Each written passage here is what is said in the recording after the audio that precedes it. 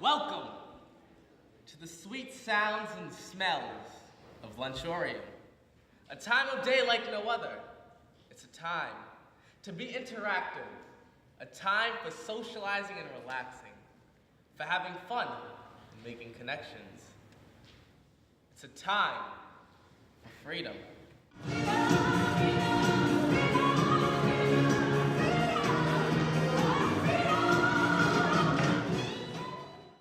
But it's not all gravy.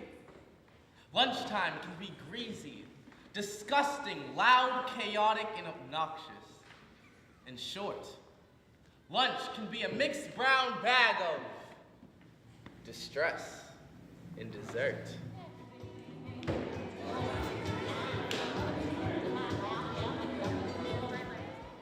My first day of school, and I realized that none of my friends had my lunch, and that was so terrifying.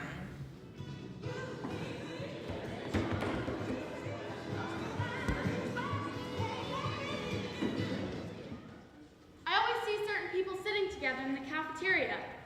I never felt comfortable just sitting down at another table. I always worry about intruding, or like being the person that pushes themselves on someone. I never want to be questioning myself. Am I forcing myself on a friendship? I would rather know that I'm wanted.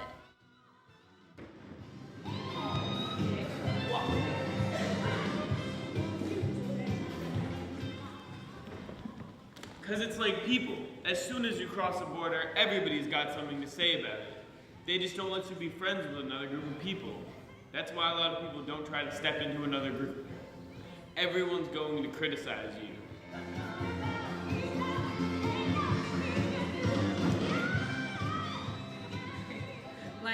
You can tell at lunch, that's when it's most visible, you know what I'm saying? In the main caf, you have a lot of kids who have been there for a while, sitting closer to the food serving area. And then on the other side, you have, the black people, athletes, being loud and doing their own thing. I sat there, but I don't only sit with the people I play sports with all the time. Sometimes I sit with people I had class with, was in a club with, and I sit with my sister and kids who are younger than me, or I sit with the teacher there. You know, some kids wouldn't do that. It's just I don't know. I guess I have friends I like to stick to, but I didn't always sit with the same group of people.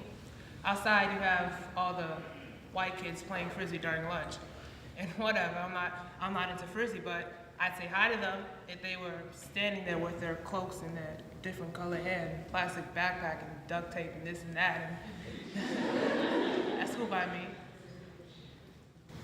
One time the teachers tried to change where kids sit at lunch. We had assemblies about diversity and taking advantage of all the diversity at the school and how it's our motto now. So this one teacher in the audience says, we should mix it up, try something new, take a risk. If you eat in the cafeteria, go outside. If you eat outside, go to the media caf. If you sit at the same table, go to a different one. Are you serious? How's that gonna mix it up? You'll just be in a new place with the same people. And it's just where we like to sit. I mean, don't make such a big thing of it. It's lunch, it's 20 minutes.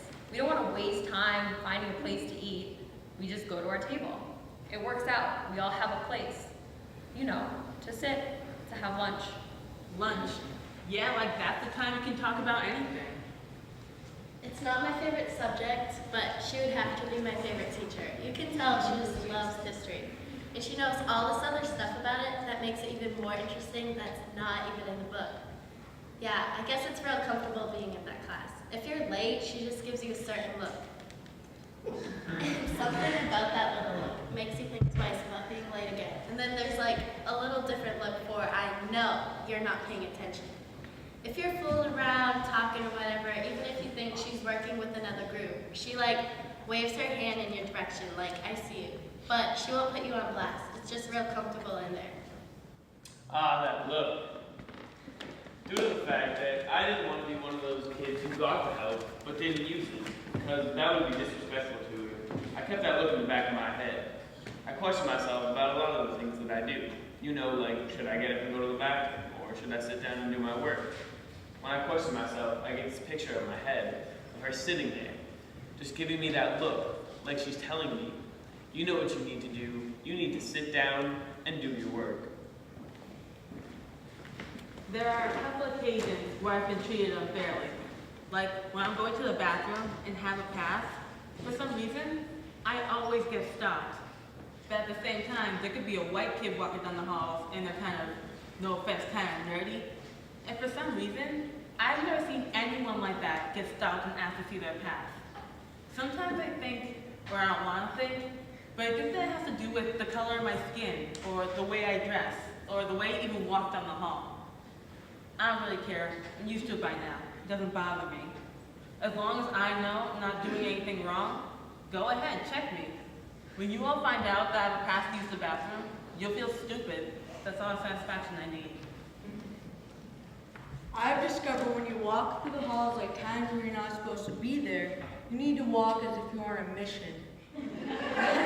It sounds so funny, but if you walk with your shoulders back, chest forward, arms swinging, eyes focused, you just won't be stopped. Believe me, I perfected what I call purposeful posture. Regardless of your race, age, dress, you just won't be written up. I've used this method to go from the 5th floor through all the hallways to the 1st floor, then right out the front door. Sometimes I even give you a quick way to rest.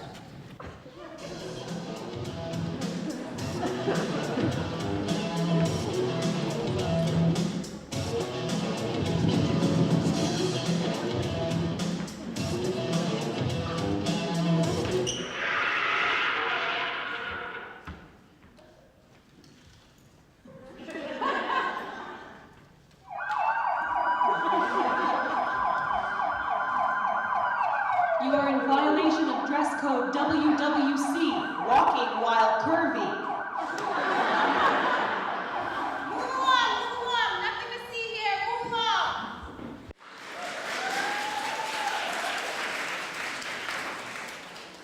It was going to be the first really hot day of spring. And the day before, you got a call from the principal. You know it's gonna be hot out, so make sure you dress appropriately. And it's my senior year. I've never been stopped for dress code. I just don't want to be that person who always dresses inappropriately. So I'm walking towards the school, and when I get to the front doors, I get stopped. They're like, what you're wearing is inappropriate. You gotta go home. Your shorts are too short. And I was shocked. Like, I thought they were playing a joke or something. Like, are you really serious? And I'm like, damn. Whoa. My shorts aren't even that short. You're supposed to put your hands by your side, and your middle finger's supposed to go to the bottom hem of your short, and then go past a little bit. There were definitely girls who were dressed inappropriately, and some were sent home. But I'm trying to point out that there are girls with much shorter shorts, and they're just walking right into the building. And they were like, Don't worry about that, just worry about yourself.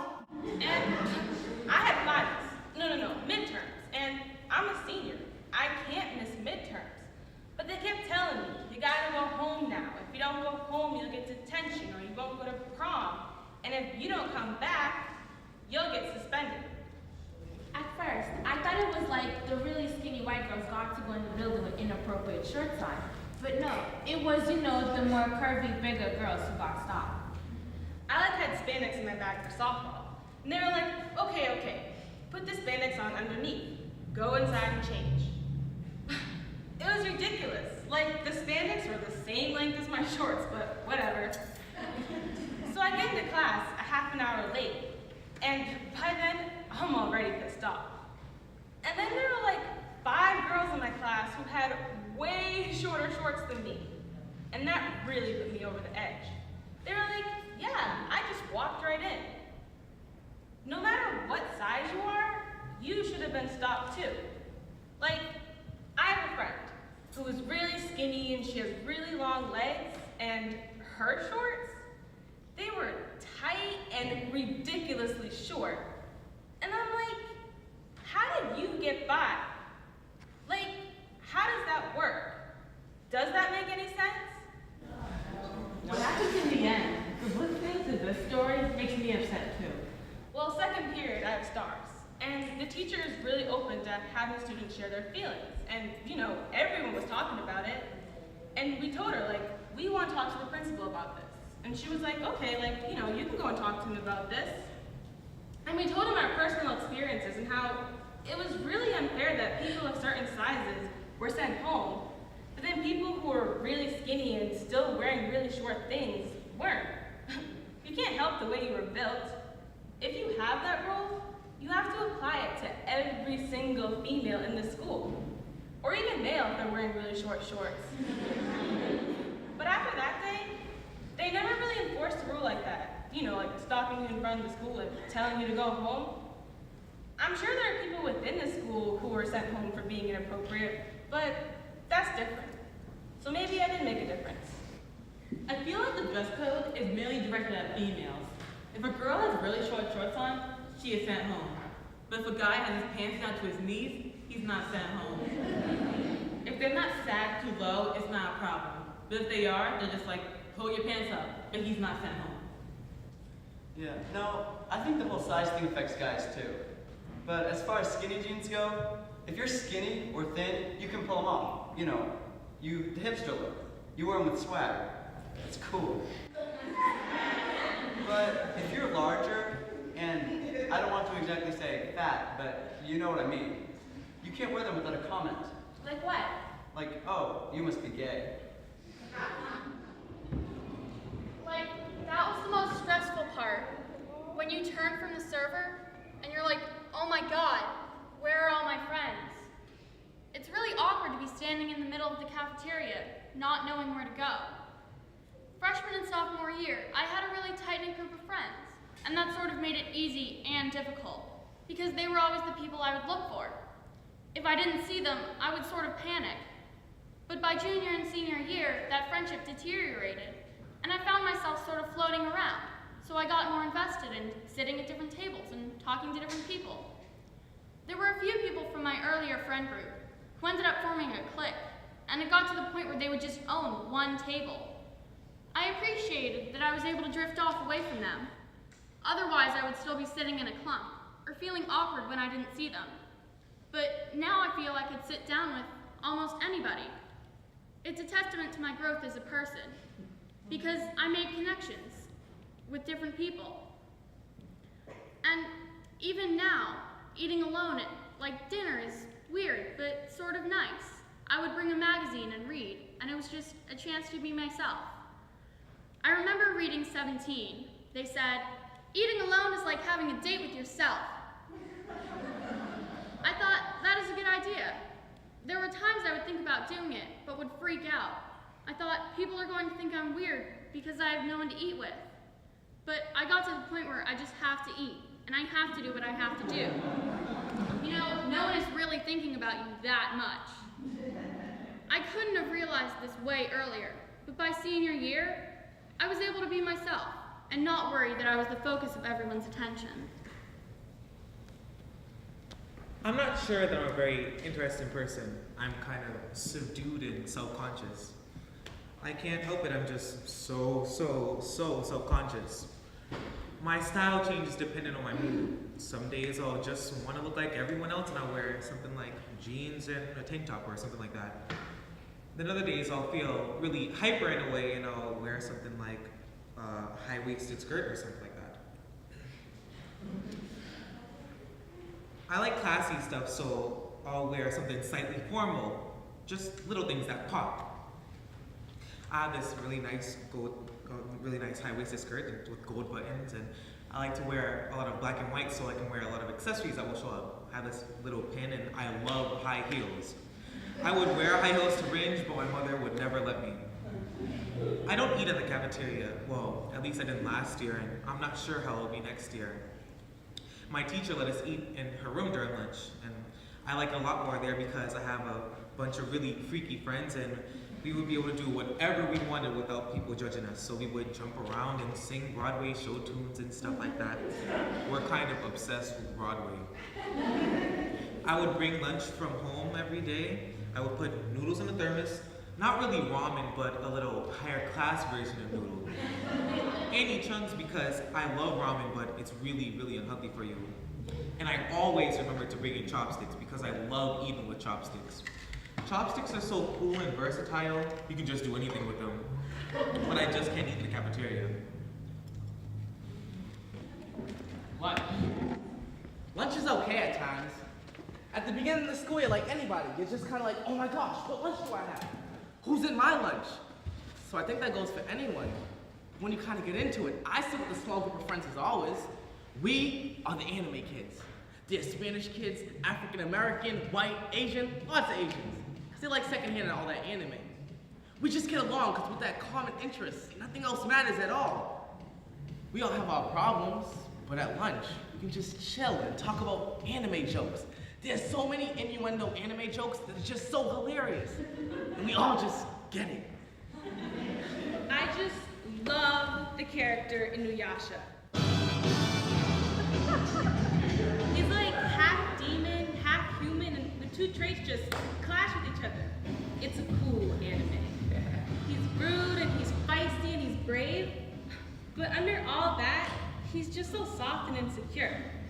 Like, he has this really aggressive side. Like, I will kill anybody. But then he has this human side of kindness and just wanting to love someone. He wants to prove to himself that he's a demon. But then, he feels sorry for many things that he has done. Sorry. There are different types of food that appear in anime. A lot. That is so fun to eat. Just delicious. Like Pocky, cotton candy, ramen, ninja snacks. So when someone actually has Pocky and they take it out of their bag, they're just like the best person ever. Every single head turns towards you.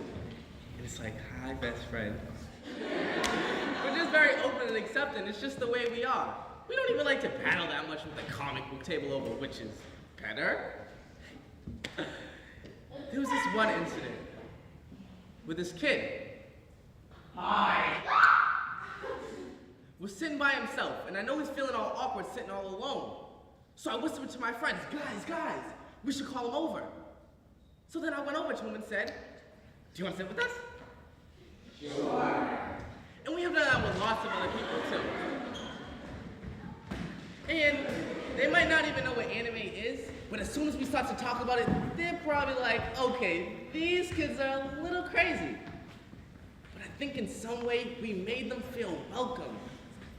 They could go to another table and sit with someone, which was okay.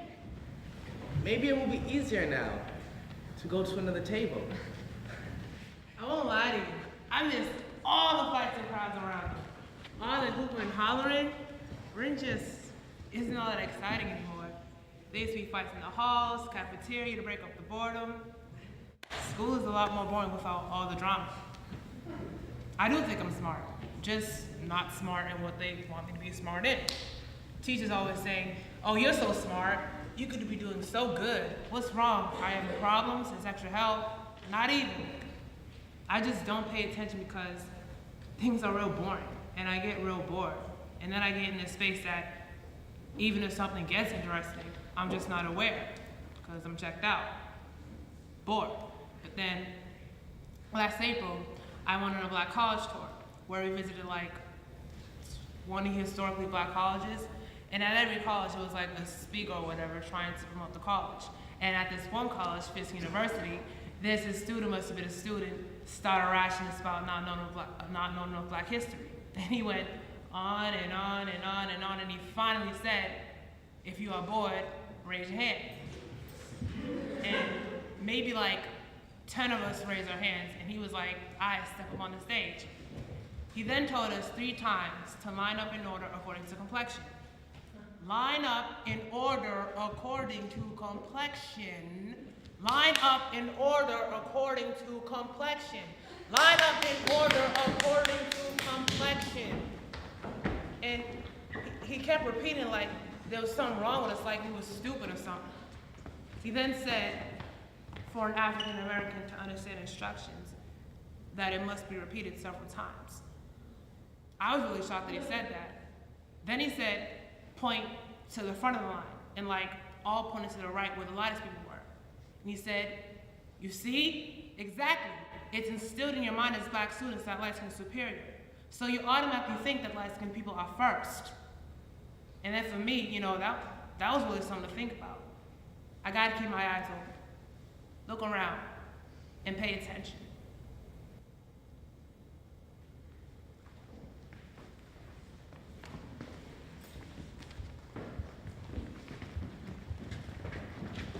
I remember this one time, a few years ago, me and my class went on a field trip to this farm, and my humanities teacher asked me to help set up the table for dinner. There was maybe 50, 60 soda cans, grape, orange, lemon lime, all that. And I'm setting them up in these nice diagonals, right? And my art teacher's like, That's really cool. then my humanities teacher was like, Of course, that's Anthony's little brother. now I be walking in the hallways and everyone's like, What's What's poppin', Ann?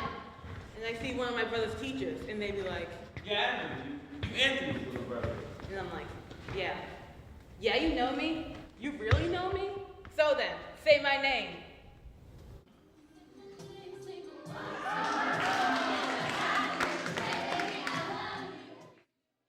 I worry a lot about being labeled because I think a lot about what people expect of me. I get scared when people label me and expect me to be a certain thing, and I play into that, and I don't want to. I guess people see me, I'm shy. I guess they see me, I'm skinny. I guess they see me, I'm tall. And I worry that they'll make judgments about that. I always worry that people see me, I'm a woman, and I'm blonde, and that they'll make judgments about that. This one teacher saw me as the type of person who only works and doesn't know how to have any fun. And I felt like because he made that judgment, I started turning into that thing in his class.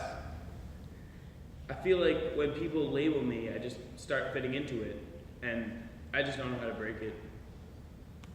When I talk about kids who don't want to connect, you know, the type of kid not listening, always angry, only interacting with his boys from his hood, just walking the halls looking for things to do other than learning in class, just very defensive and even combative.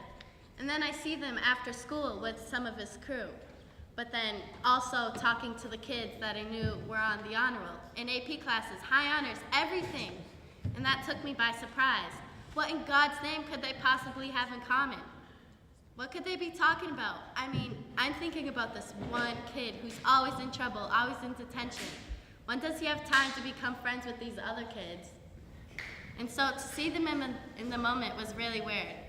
So you could see that all kids could have real moments of connection. This one time, I was walking down Kirkland Street. A different route for me, but I walked a friend down Roberts Road, so I just continued from there home, because it was one of those blue sky spring days, and I was just gonna walk all the way to North Cambridge. So I'm walking down the street, and I see this little kid, this cute little white girl with her mom. She's just skipping down the street. And I'm thinking she's probably like 3 or 4, because the kids in the daycare where I work can't skip, and they're all around too. And, you know, I'm smiling, thinking how hard they try to skip and how funny they look. And I don't know, I most likely have a big cheesy grin on my face or something. Nothing threatening. But as I get closer to mother and her daughter, she like swoops down, holds her real close, and sprints right past me. Yeah, I just want to scream at her. But how is that gonna play out? What a waste. Might as well be on the damn bus.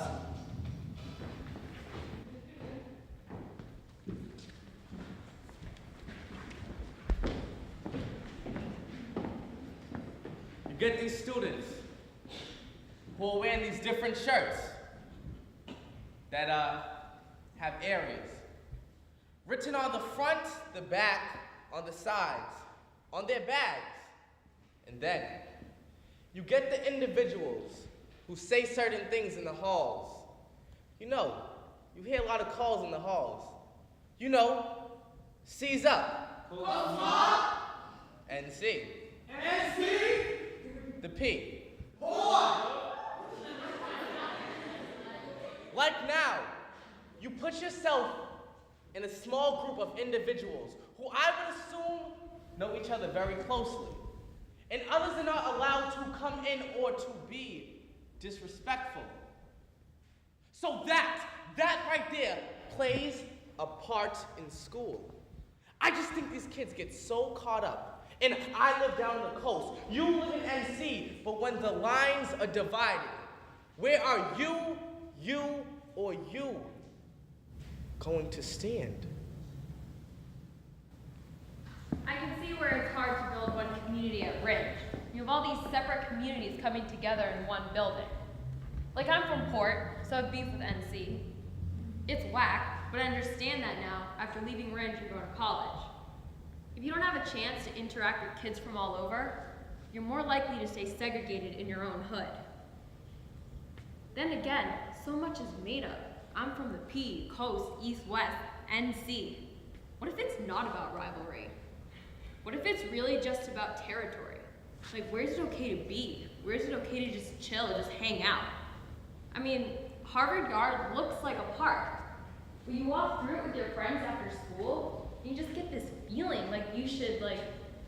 Move on. And then you go into CVS or some store, and again, that feeling, like... Move on, move on. And even at Ridge, like, you want to hang out at the underpass or wherever, but again... Move on. And yeah, you can go to the youth centers, but then you leave. And again, move on. It's like you're some sort of portable toxic waste site. Nobody wants you in their yard. So I guess there's just a real scarcity of places that you feel wanted, to get real possessive of your own hood, your own space. Like maybe it's some inborn biological response that you feel threatened. So you get real possessive of your own people. Cause, I don't know, it feels like you have less and less.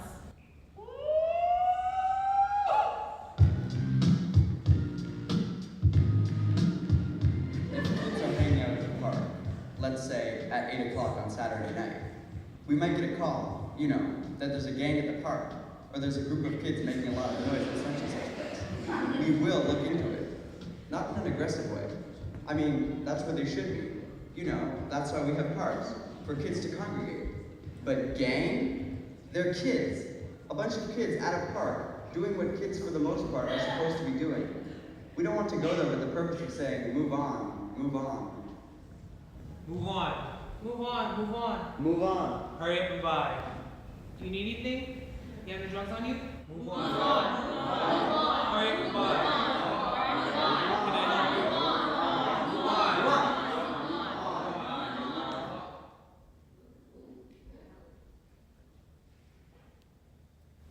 It's different. I think that it's real different, I think like being white is kind of like you can shapeshift a little. You could be more of a chameleon, you feel me?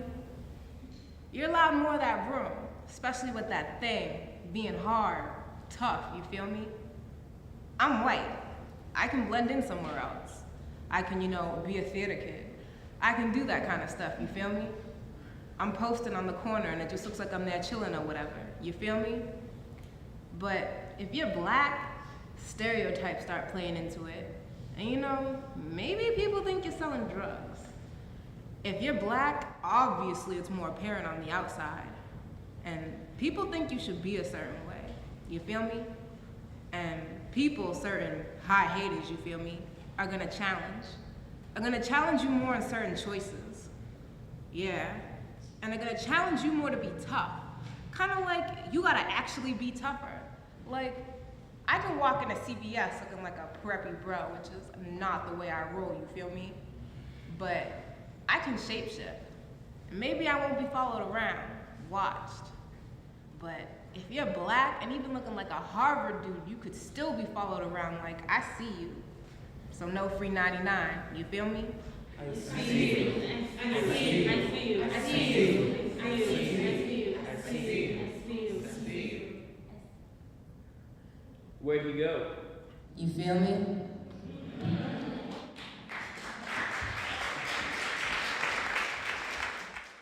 I was the only black male in calculus class. All the other kids seemed to know each other. Maybe neighborhood, maybe other math classes. And we filed in that first day, and the teacher was like, "Oh, how's your brother doing at Tufts?" And to another kid, is your sister still running track at such and such place?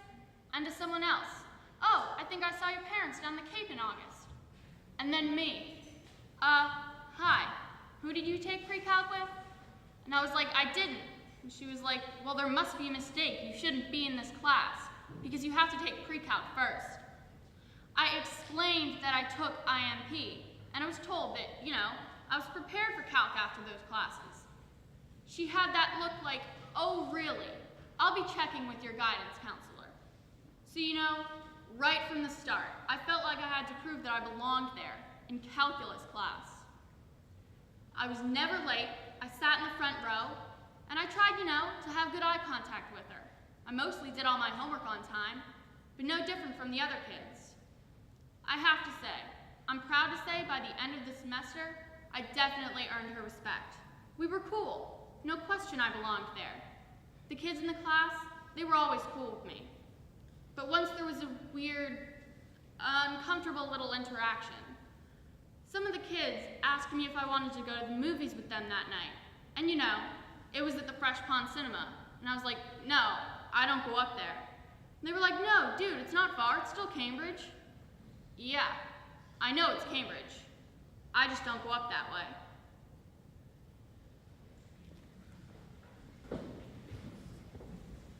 I had two groups of friends. I had my soccer friends, who were mostly white. And then I had my other friends, who I mostly hung out with, and they were black. I would be the only white person in that group. And sometimes, when we would meet up with another group of black kids, someone from that group would tell a joke or talk about the projects.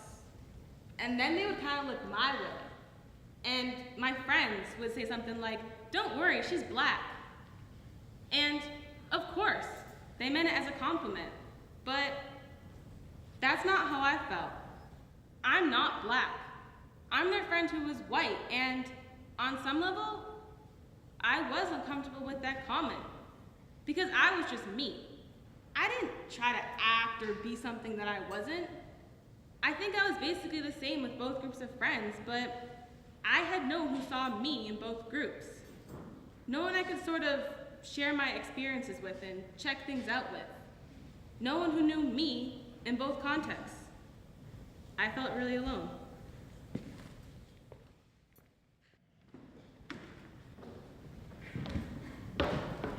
It was the summer before high school, and I was reading Member of the Wedding. The main character was searching for the we of me, and that phrase, we of me, just took my breath away. That was what was wrong with me. I had no we. I felt all alone, stuck out in the middle of no man's land. It seemed like everyone had a we but me. And then freshman year at high school, a small private school, I was part of a whole we community. It was just an all-encompassing, all-embracing we. I think about really, how did they do that? But then, my junior year, I was in a play. And after the play, there was going to be a big reception for the actors and their families. And the play was a big deal. I had a big part, and my grandmother wanted to come, of course. But I was thinking to myself, oh no, what will they think?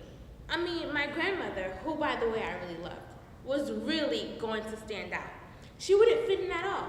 She was an immigrant, and she had an accent, and she dressed old-fashioned old country. I didn't want her to come. I would be so embarrassed. I was ashamed of my own grandmother. I made up this lie about how only parents could come to the play. I remember begging my mother to tell her that lie. I look back now and think that was way too high of a price to pay for we of me. I think that it has a lot to do with the media. I had black dolls, white dolls, all kinds of dolls. But I kind of put my black dolls aside and only played with the white dolls. I think that really broke my mom's heart. I guess because the white Barbie was the only Barbie you really saw in the commercials. The white Barbie became the it girl. You never saw the Latino Barbie or the black Barbie getting dressed for the ball or having fun in their fancy dream houses. Actually, I don't know if there was a black Ken doll. If there was one, he wasn't really advertised or promoted.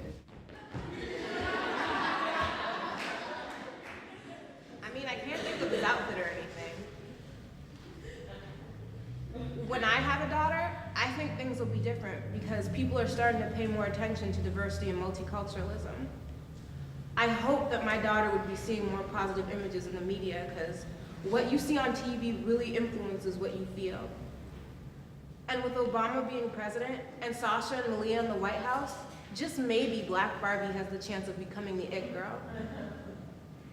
But in a way, I think even more than Obama being president, the Princess and the Frog movie will have greater influence over what dolls kids think are the best ones. Push it up to the next level. Now you see a Black princess, and she has a book, a castle, and a Barbie doll who has a story that draws you to her. I will still always buy my daughter a range of dolls, Asian, Black, Latino, white, because that's what she's gonna see in the world. I don't want her to be limited.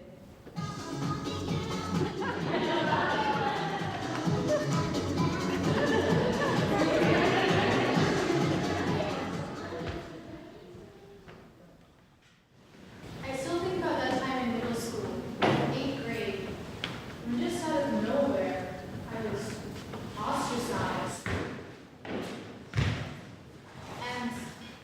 you know, I have many friends at college, and the same thing, of course, with slight differences here and there. They say it happened to them, too.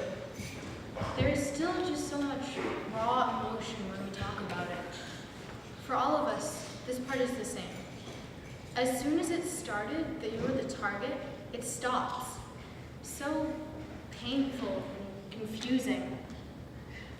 For me, maybe it was because of my hair that they wrote all that graffiti on the bathroom wall about me, like skanky slut, stuff like that. Well, I guess the trash talk really got started when this older boy talked to me at a park.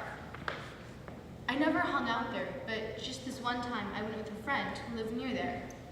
But then this friend told me that there were all these other girls who I didn't even know who wanted to kick my ass. Because one of those girls went with the guy that talked to me, and I was supposed to meet them at the park with my girls, but I didn't have girls like that, so I just stopped going there. But then I would go to the bathroom at my school, and there would be all that stuff about me on the walls. I would come home crying, and I had to tell my mother because she could just see how upset I was, and she probably told the principal. And all those words would get washed off overnight. But still, it was traumatic. My friend told me that there was a rumor going around that I was a snob. Girls said I was stuck up because I swung my hair around. I wore it in a ponytail back then, and when I walked, I guess it just kind of swung back and forth. I know, it just sounds so ridiculous, but I remember I actually changed the way I made the ponytail. I pulled my hair back and made it low and kind of close to the neck, so, you know, when I walked, it wouldn't move at all. Most girls wore it much higher. You know, that was more the style. But who knows why? Maybe it was because of the way I changed my hair, but suddenly I was in the clear. They probably moved on to someone else.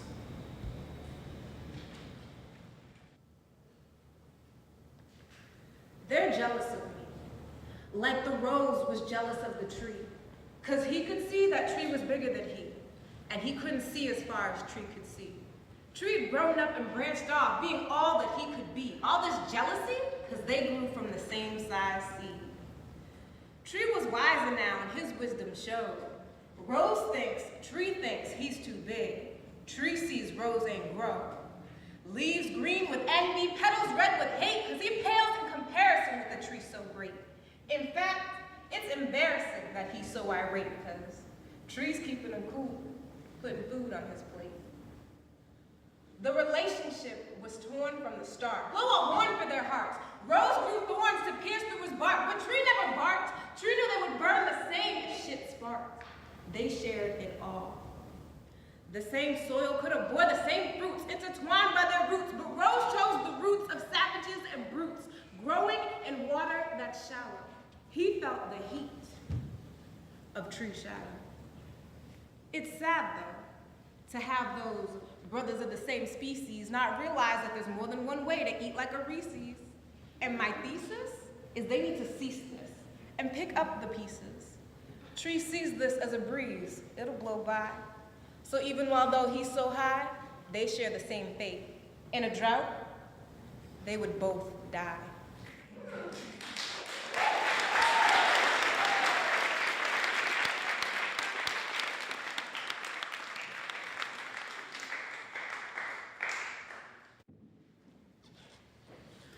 I can't wait to get up to the high school where they have culinary. Then after high school, I'll go to some cooking school here. Then my dream is to go to Paris, where all the food is delicious, though I can't pronounce it right now. Then when I'm a chef, I'll be able to come back and open my own restaurant, but I don't want it to be too expensive. Watching my grandmother cook down south basically got me into food. Like, I should try this, start experimenting. She never told me the recipes like I'd have to watch. She just knows what to do. It was always so delicious. I never imagined myself cooking pastries. Like, I always wanted to cook main courses, like food I could eat on a daily basis. But one summer I bought a cookbook, not a very big one, but it was this book of pies and cakes. And when my mom's boyfriend's daughter came over for a foreign exchange, I baked her a Boston cream pie cake. It was really good. In the cafeteria, I sometimes felt offense to the stuff we were given. It was very rare that I actually enjoyed eating something. I ate it because I had to or I was gonna die of hunger. Some days, honestly, I just couldn't eat it. I was appalled by the way it looked. Like, there was this vegetarian chili. It was disgusting.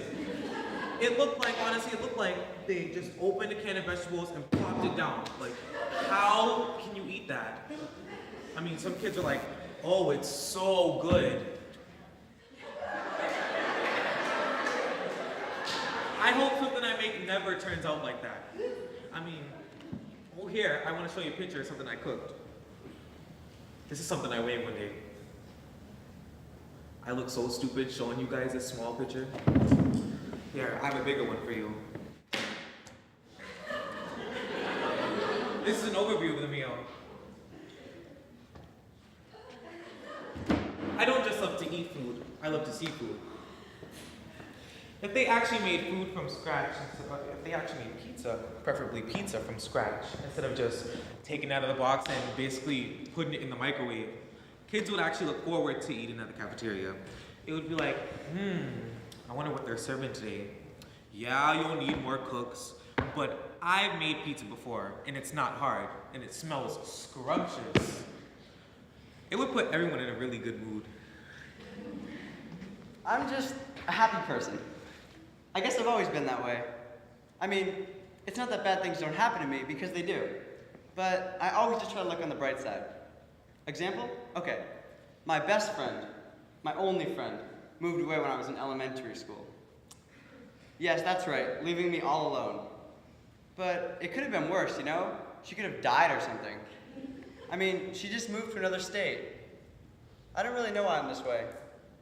At my family dinners, we always give the most helpful Smith Award, and I have to say I usually get it even though I'm the youngest Smith. I wouldn't just walk by a pile of laundry or dishes in the sink.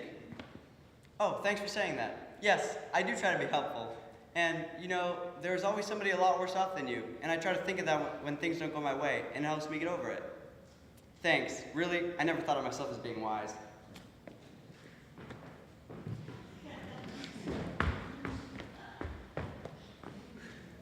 What up? Never like sitting at the same table. So I mix it up myself. I would go to another table with one person from another table and then start a conversation. Like, you do the homework? I know we all had homework, so was it hard for you? Oh, okay. I just never like change. I hang out with a group of friends that is so diverse. Black, white, Spanish, Portuguese, every race. We walk around school, outside together. We notice that our group is the most diverse. Sometimes we say if we had someone from like India, we would almost represent every group in the school.